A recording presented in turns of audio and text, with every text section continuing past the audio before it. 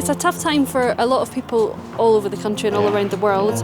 In this time, what would you say Burnley are doing to help the most vulnerable? Well, I think the Burnley Together partnership is something we're very proud of. So that's come about since the pandemic and started back in March. So that's the council, Burnley Borough Council, the local housing association, Calico, and ourselves and other voluntary sector stakeholders coming together to support the most vulnerable, and that is primarily done through taking phone calls and feeding those vulnerable individuals and groups into the necessary referral agencies to deal with their need, whether that's feeding them. So the food bank behind us is feeding hundreds and thousands of people every month. So that's a really important piece of work, and we're very much part of that. We're on the ground, we're a key part of the town, and we want to play our part, and we're doing that. So we're very proud and pleased to be able to do that. Okay, well, first of all, Sarah, you stepped into this new role during the pandemic, just as it hit. How challenging was that? Well, it's certainly getting the adrenaline pumping, I can tell you that. I mean, it is what it is. It was obviously the world has changed, vastly over the last 5 or 6 weeks.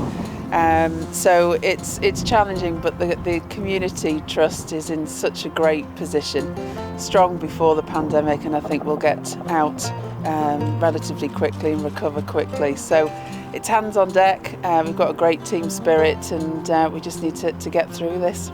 Would you say there are a lot of different challenges for you just now during this pandemic? It must be hard to kind of keep everything going the way it was perhaps before. Yeah, I mean, it's a balancing act between sort of serving the projects that we've got, and obviously we do a lot for the community around Burnley and the surrounding areas. So it's short-term planning, and what I mean by that is on a day or week basis to make sure that we are honouring our projects that are vulnerable and community need, but also looking about how we recover in the medium term as well. So as I say, it's a team effort. It's not just me at the top leading this. It's a team effort. We talk, we share, we brainstorm, and we get through it on a weekly basis. In terms of the food bank, this was something that Burnley were involved in before, but how much has demand changed since the pandemic? Hugely, and it's something that we're extremely proud of, and I think in terms of demand since the lockdown, we've probably delivered nearly 1,300 food parcels, feeding just short of 3,000 people in the area. So the demand has been huge, as you'd expect, but the community's pulled together, supported by the trust, donations, local businesses. We're doing fundraisers to make sure that we're fully stocked during these difficult times. Am I right in thinking the club are making and cooking meals for the food bank as well? Yes, that's right, and that goes back to this team spirit. So the club and the community were one club in entirety, and yes, they volunteered, so they're doing I think it's short of 450 meals they've done, and they wanted to help. So again, we've got fresh produce, we've got the community kitchen, as you know, here, so they have the cooking facilities, it's safe, and we're keeping everybody healthy through this. But yeah, that's something else. So again, it's something we're very proud of. If people in the local area want to get involved, how would they do that? Just Giving is our donation page, and again, you can find that on our community website, the Burnley FC and the community website. Volunteering, again, we urge you to make sure that you follow government guidelines in terms of safety, but volunteering is something. And we've just launched our fundraiser to donate for both our needs in the food bank, but also for East Lancashire Health Trust, the NHS Trust. So you can do your 10k, again, social distancing with your exercise, and you can raise funds there. So there's plenty of things to do. And again, if you go on our website, we'll be in contact with you.